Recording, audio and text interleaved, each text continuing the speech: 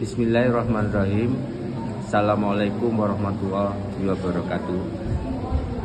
Bersama saya, nama lengkap Yohanes Setiohadi, mahasiswa Bimbingan Konseling Pendidikan Islam atau BKPI Universitas Al-Falah As-Sunniyah angkatan 2025, nomor induk 254480201016. Kali ini memenuhi tugas dari pengantar studi Islam akan membuat video tentang studi Islam itu sendiri. Ruang lingkup dari studi Islam itu yang bisa diuraikan diawali dengan definisi atau takrif atau pengertian dari studi Islam. Studi Islam itu terdiri dari dua kata, studi dan Islam. Studi itu sendiri mempunyai pengertian adalah kajian atau pengkajian terhadap sesuatu objek. Nah, kemudian Islam sendiri adalah ajaran yang dibawa oleh Nabi Muhammad SAW yang kemudian berkembang ke seluruh dunia.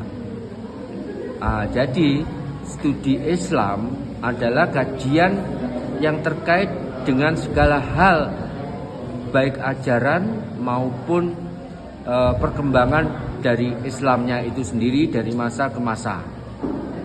Mari kita coba tentang ruang lingkup dari bidang studi Islam. Tentu saja yang pertama adalah tentang sejarah dari perkembangan Islam itu sendiri, mulai masa Rasulullah Nabi Muhammad SAW yang nanti itu dikaji sendiri dalam Sirah Nabawi atau sejarah Nabi, kemudian dilanjutkan oleh Khulafaur Rasyidin yang 4 itu, dan kemudian perkembangannya di kesultanan-kesultanan atau Bani Umayyah, Abbasiyah, dan juga perkembangan sampai Perang Dunia Pertama, Kedua, dan sampai sekarang ini. Nah, itu ruang lingkup pertama dari studi Islam adalah sejarah Islam itu sendiri, yaitu yang meliputi sejarah Nabi, perkembangan Islam di dunia, dan perkembangan Islam di Nusantara. Selanjutnya yang kedua terkait dengan ajaran dari Islam itu, yaitu masalah pembahasan tentang Al-Quran dan Al-Hadis, yang kemudian di sini muncul suatu ilmu yang disebut ulumul Quran sama ulumul hadis. Nah, ini berkembang dengan berbagai banyak penafsiran, penulisan Quran, tema-tema Quran dan sebagainya diulas dalam ulumul Quran. Sedangkan tentang ulumul hadis ini merupakan terkait dengan bagaimana ucapan, perkataan, tingkah laku dan diamnya Rasulullah diulas dalam ulumul hadis. Kemudian yang ketiga ini terkait dari perkembangannya itu salah satu tentang masalah keimanan, akidah Islam yang berkembang dari masa ke masa, dan munculnya juga perkembangan tentang pemahaman akidah. Dan yang keempat tentang syariat, yang akhirnya nanti muncul kajian fikih Islamiyah dan fikih lainnya terkait dengan peribadatan baik yang umum maupun yang khusus.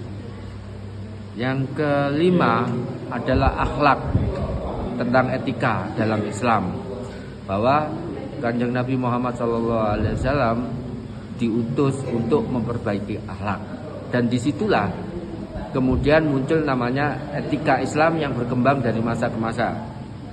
Dan kemudian yang keenam, ruang lingkup dari studi Islam adalah pemikiran-pemikiran Islam yang muncul setelah masa kekhalifahan yang 4 itu setelah masa Khalifahur Rasyidin. Itu ada Syiah, ada Khawarij dan sebagainya, dan muncul juga pemikiran-pemikiran yang di masa modern, sekularisme akibat pengaruh-pengaruh luar, pengaruh perang dunia dan sebagainya. Dan yang ketujuh, yang terakhir itu ada namanya perbandingan agama. Bagaimana agama Islam ini disandingkan dengan agama-agama yang lain. Juga terkait dengan hakikat kemanusiaan yang dibawakan oleh Islam dengan hakikat kemanusiaan yang dibawa agama-agama dan aliran-aliran lain. Itu sekilas tentang studi Islam. Ruang lingkup dari studi Islam sebetulnya luas. Segala sesuatu yang terkait dengan ajaran Islam dan perkembangan Islam itu masuk dalam ruang lingkup dari studi Islam. Demikian saya akhiri. Wallahu a'lam bishawab. Assalamualaikum warahmatullahi wabarakatuh.